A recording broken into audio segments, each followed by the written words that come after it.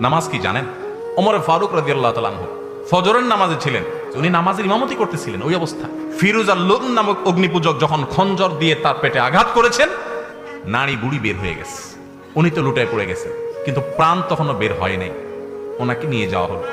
যখন তাকে নিয়ে যাওয়া হলো, ওমর ফারুক রাদিয়াল্লাহু তাআলা আনহু মানে সেন্সলেস। তো হঠাৎ সেন্স আসলে উনি মাথাটা উঁচু করছেন।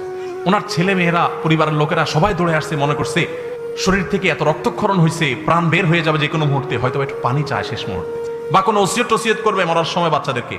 যখন মাথা উঁচু করছেন, কাছে যখন পরিবারের লোকরা আসছে, তখন বলছে ফজরের নামাজটা তো বাকি আছে। যে মানুষগুলো জামাতে নামাজ পড়ছিল তাদের নামাজের কি হচ্ছে, নামাজ নিয়ে চিন্তা, রু বের হয়ে যাচ্ছে। তখন আমাদের প্রিয় নবী সাল্লাল্লাহু আলাইহি ওয়াসাল্লাম জীবনের শেষ ওসিয়ত, শেষ উপদেশ, ও দুনিয়ার মানুষ, নামাজ নামাজ খেয়াল রাখিও।